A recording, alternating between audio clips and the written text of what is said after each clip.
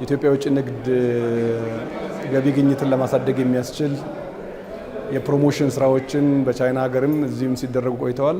የንግድና ቀጠናዊ ትስስር ሚኒስቴር በኢትዮጵያ ቻይና ኤምባሲ ጋራ ሰፋፊ ውይይቶች ሲያደርግ ቆየ በኋላ ከብዙ ጊዜ ስራ በኋላ የተገኘ ውጤት ነው ዛሬ በፊርማ ስነ ስርዓቱ ላይ መመልከት እንደቻላችሁት ወደ 33 የሚጠጉ ኮንትራቶች ወደ 340 ሚሊዮን ዶላር እና ከዛ በላይ ገቢ ሊያስገኝ የሚችል ኮንትራት ነው የተፈረመው።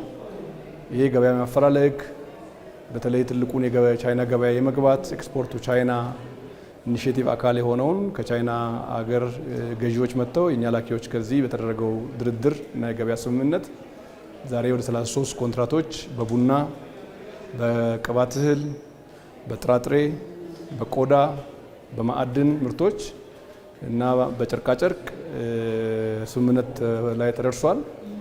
ይሄ በጣም ትልቅ አፈጻጸም ሊባል የሚችል ከቃል የዘለለ ከዚህ ፊት በንግግር ፕሮሞት እናደርጋለን ወጪ ንግድ እንልካለን ወደ ውጪ ከማለት ቃል የዘለለ ነው።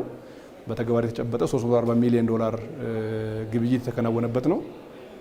እንግዲህ እንደ መንግስት በዋናነት የኢትዮጵያ ውጭ ንግድ በ2018 11.2 ቢሊዮን ዶላር የደረሰ ቢሆንም በ2019 በጀት ዓመት የያዝነው 13.4 ቢሊዮን ዶላር እና ከዛ በላይ ነው።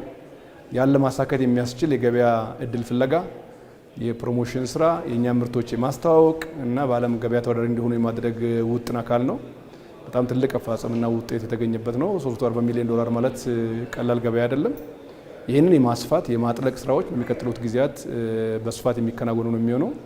ይህ ከቻይና ጋር ያለው ነው። ከሌሎች ሀገራት ጋራም እንደዚሁ ትልቅ የመግዛት አቅም ያላቸው ሀገራት ላይ ምርቶቻችንን በጥራት በዋጋ በብዛት ተወዳዳሪ ሆነው እንዲቀርቡ ማድረግ የገበያ ማፈላለግ ስራ ሚኒስቴር መስሪያ ቤቱ ከተለያዩ ኤምባሲዎች ጋራ የጀመረውን የፕሮሞሽን ስራዎች አጠናክሮ የሚቀጥል ነው የሚሆነው ማለት ነው። እየሰራን ያለነው የሀገር ውስጥ ምርት ነው። ዛሬ ለመላክ ይህ አይነት ኢኒሼቲቮች እየተከናወኑ ነው ያሉት። ኢትዮጵያ ያላትን በምርት አይነት በቡና፣ በግብርና ምርቶች፣ በኢንዱስትሪ፣ በማዕድን ተከፋፍሎ እቅድ ይዘናል። ያንን እቅድ ሊያሳካ የሚችል የገበያ ማፈላለግ የፕሮሞሽን ስራዎች ናቸው የተከናወኑ ያሉት። ያንን እቅድ ማሳካት እንደምንችል የ2018 አፈጻጸማችን ይነግረናል።